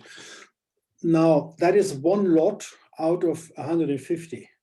Mm-hmm. Then you have the lot of fortune, where we could do in the next 15 webinars just on the lot of fortune. Yeah. And we have 30 webinars, let's say, just to get an image. But that's 2 lots. Mm-hmm. How do you restrict yourself? In your practice, it's only spirit, or do you do the fortune as well? And do you more than that in the lot area? Well, the lot of fortune for me is a difficult. What I try to do is try to research whenever people got ill, because the lot of fortune has to do with physical things, things befalling the native. And one of them is health issues. And I could never make that work. And Kurt Waring said, yeah, but the reason is that you have Jupiter in your 6th place together with your lot of fortune. And yeah, I think that makes sense.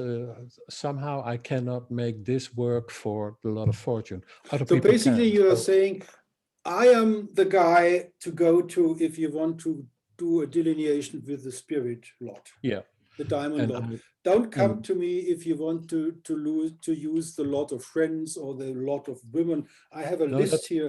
No, that's something different, because these lots I only use whenever there is a question or an issue about a certain topic. Oh, so you use them? Yeah, that's a big difference between.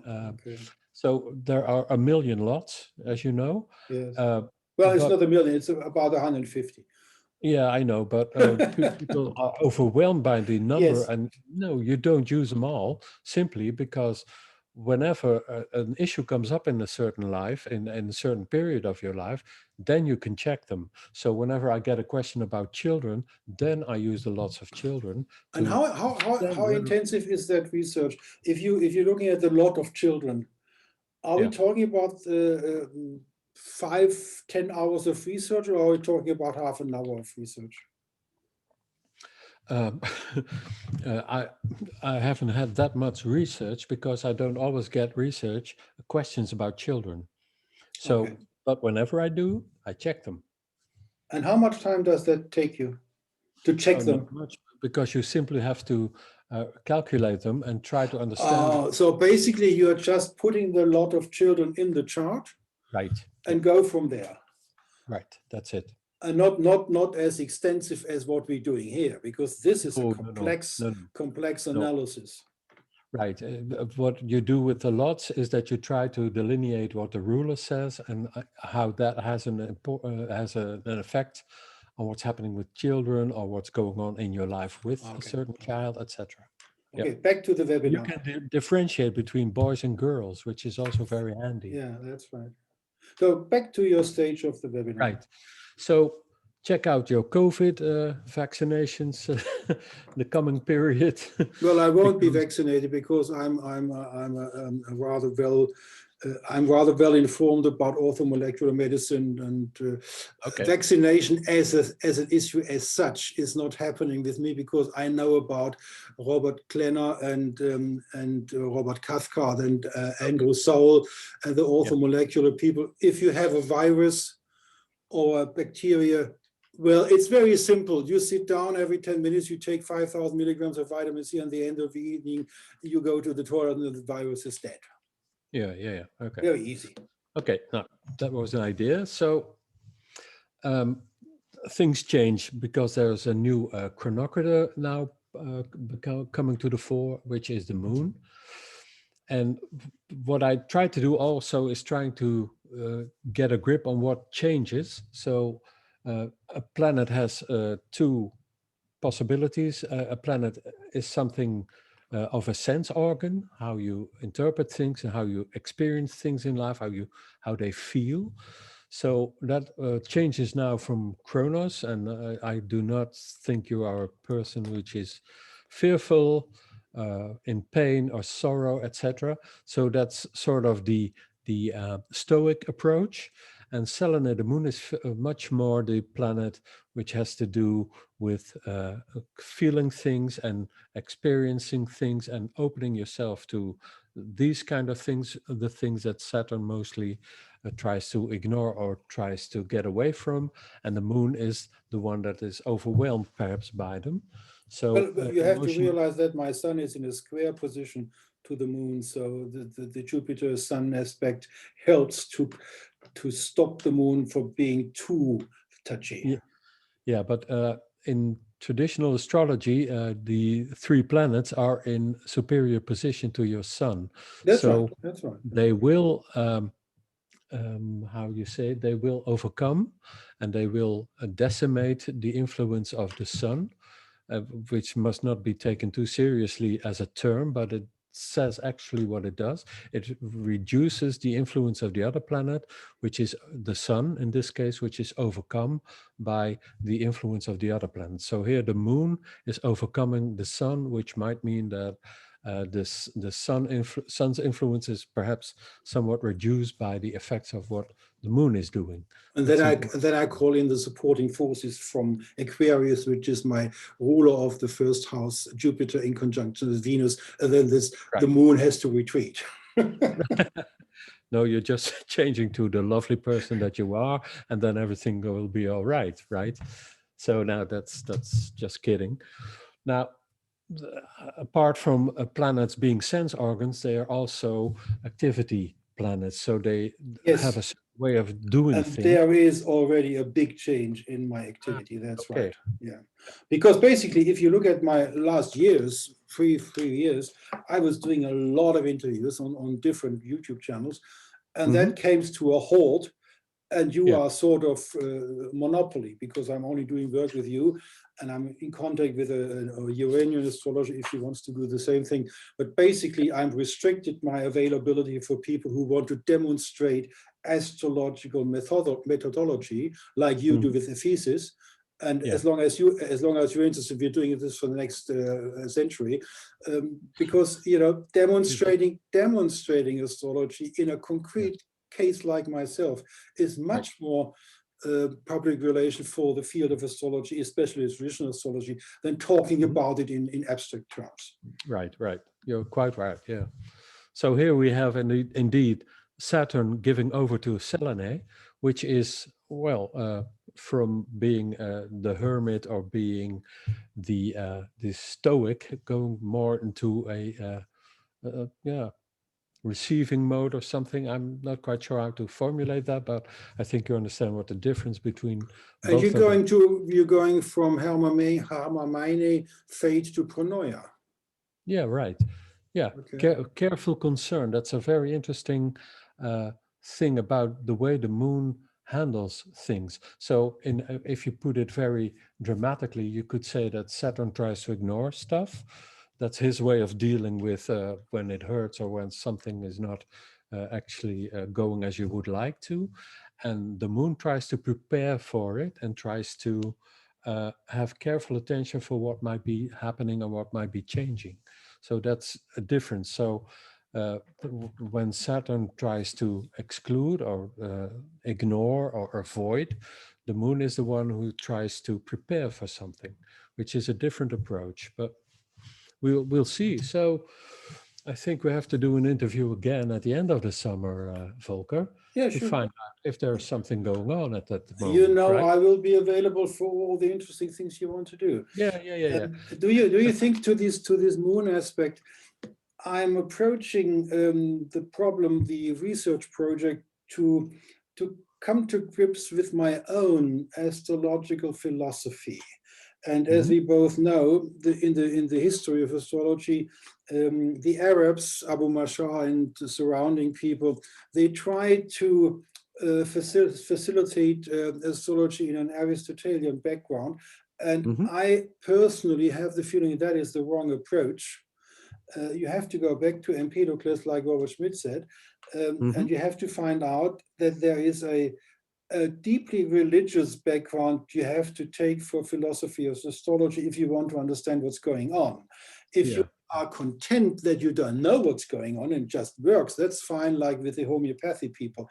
But if you want to understand why does astrology work, you have to find out what is the real philosophy of astrology in contrast to the wrong approach of Abu Mashar and following Albertus Magnus and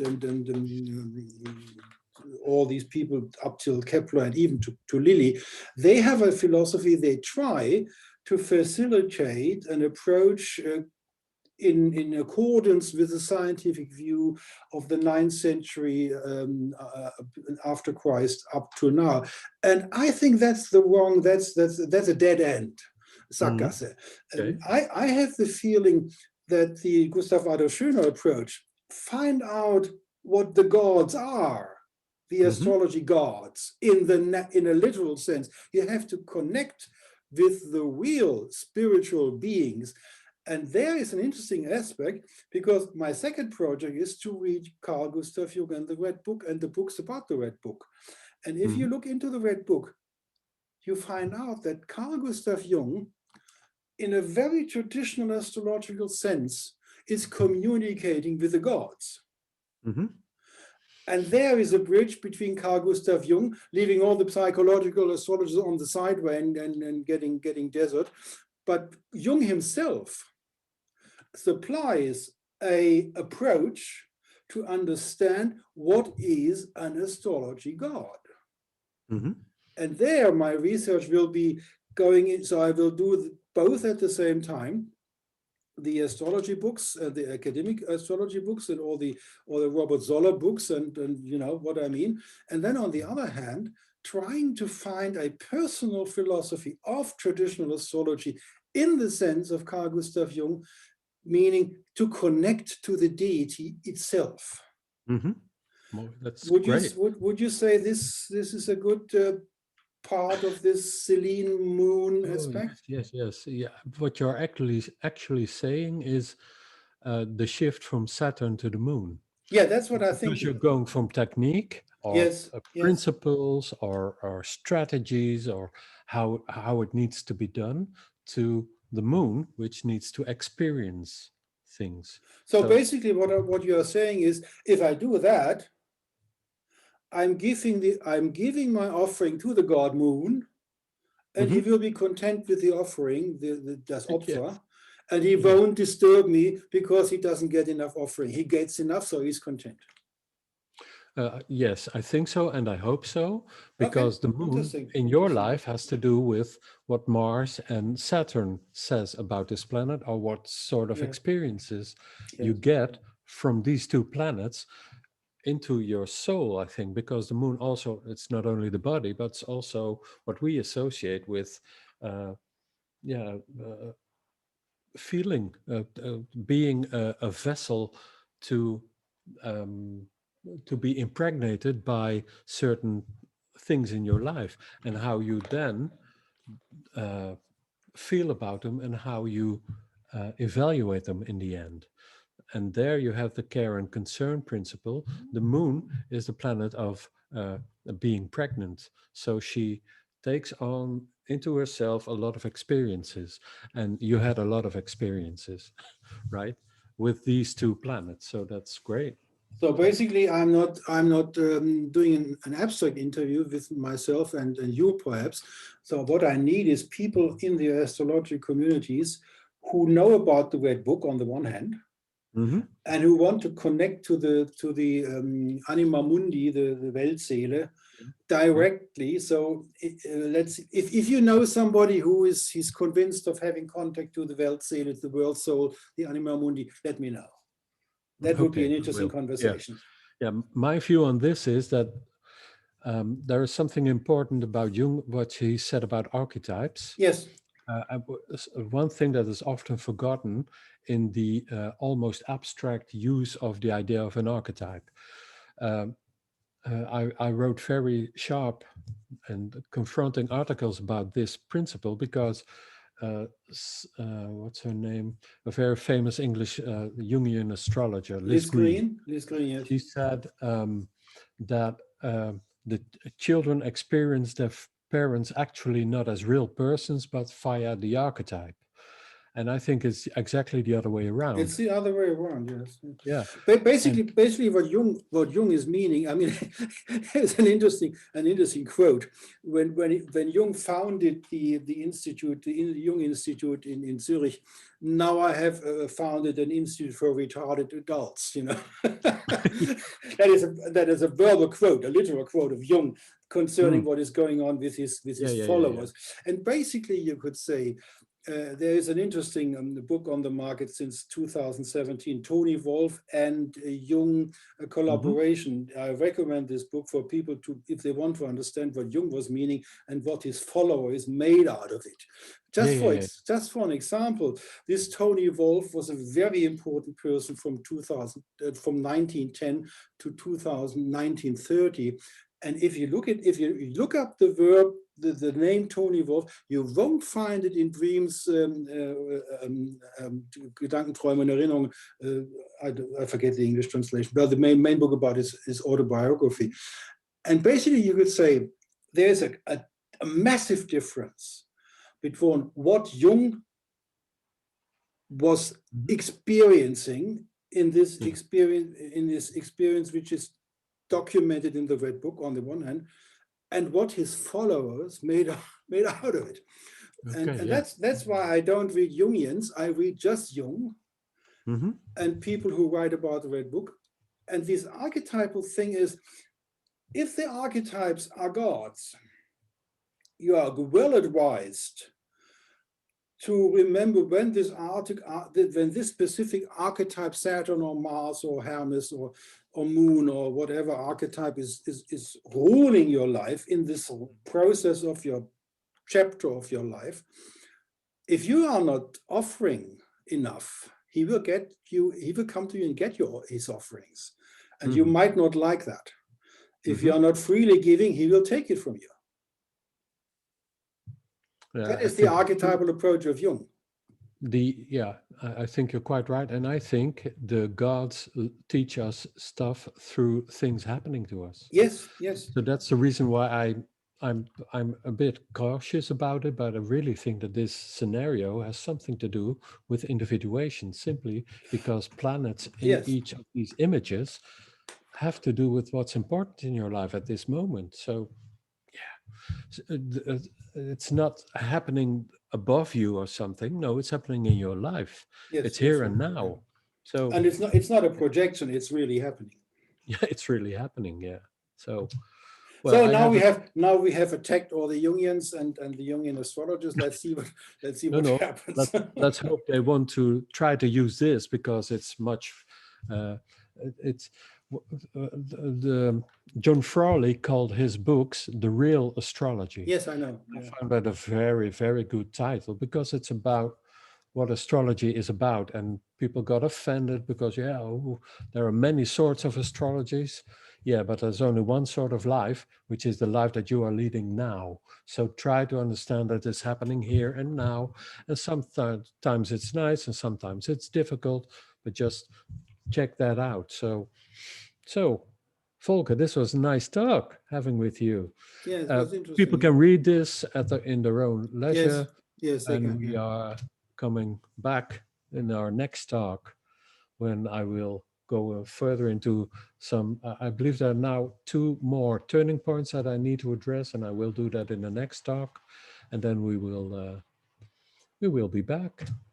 Okay. So, So now you have to give me back my focus periods and turning points will be the next webinar, webinar number 4 already. number 4. Let's see indeed. whether we crack the record of Peter Niehenke with 22 hours in the last year. Okay, now give me back my host, please. Thank you everybody for listening.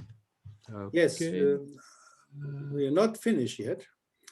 For the listeners, the copyright declaration. Okay, I have the right to publish these webinars with Martin uncut and unedited, and Martin has the right to do whatever he likes. You can produce a movie out of this.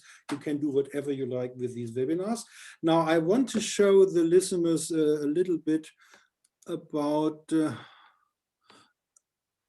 okay, now can I go, am I the host now? I'm not quite sure. I think you have to give me back my host position before I can do the desktop. A speaker view, gallery view, full screen. I'm not seeing. You have to do it via the Teilnehmer on the menu, and then on the more on the right hand side, and establish the host, Volker. Participants. Ah, yeah, there you are. More Volker channel, more. Make host. Make host. So there you are. I'm the host now, so I can show a little bit information about the literature. And I do this with the special site of these webinars with Martin. In the site, in the special site Traditionelle Astrologie, which is the address delineation.vonabisw.de, there is a subsite called Philosophie und Bücher, Philosophy and Books. And many of those are in English. So you get books recommendation about Vetus Valens. You get Albertus Magnum, the Speculum Astronomiae and its Enigma. I recommend this, very interesting. You get Picatrix in a very modern translation. You get Banu Musa, Book of Degrees. You get the German tradition of research, academic research, starting with Hübner. This is all in German now. Gundel and Boll. And then this is very interesting. The first book is published already, the astrological autobiography of a medieval philosopher, Henry Batté, Nativitas 1280 to 81. It's in Latin edited at the moment, but Carlos Steele is in the process of translating the Nativitatis into English, and probably next year it will be available on the bookmark. Then, of course, Abu Mashar Ibn Esra. Then this book from the Sophia Center Press in England, in the Lampeter College, where you study astrology on the master level. There's a conference book from Mashallah to Kepler, another conference book, Astrology in Time and Place. I recommend both of them. And then we have academic books, Unveiling the Hidden, Hellenistic Astronomy, and very interesting David Brown, The Interaction of Ancient Astral Science. In this very thick book of David Brown, he talks about how Hellenistic knowledge was transferred to India and back and into Arabic. And then we have the German author Raphael Dilbrand with 2 thick books about classical astrology in German. And then my own book, Apokryphene Astrologie, which is still available. And then very new on the market, Dr. Walter Koch in German again, very Grundlagen und Altertum for the horoscope and the celestial houses. Then here's the book about Tony Wolff. If you want to understand the cooperation between Tony Wolff and C.G. Jung, you need that book. And then we have another academic author, Susanne Bobzin, in English, Fate and Free Will, Determinism and Freedom in Stoic Philosophy. That borders on what we were talking about. Another book is Fate, Providence, and Moral Responsibility in Ancient, Medieval, and Early Modern Thought. Then we have Nicolas Densey-Lewis, all academic people, Cosmology and Fate. And of course, Lynn Thorndike, his history. And here is Dr. Peter Kingsley with a new book about C.G. Jung, very interesting to read. And then I'm waiting for the book of Austin Koppock with his Faces, which is sold out. Okay, that was my final statement to read books. And you can see it's necessary to become a hermit to read all these books. So basically, thanks for stopping by. Thanks, Martin, for doing all this heavy load of work. You know, you are doing the work, I am having the fun with it. That's not fair, but that's the way it is. So we stop the recording and thank our listeners for stopping by. I stopped the recording. You should do the same.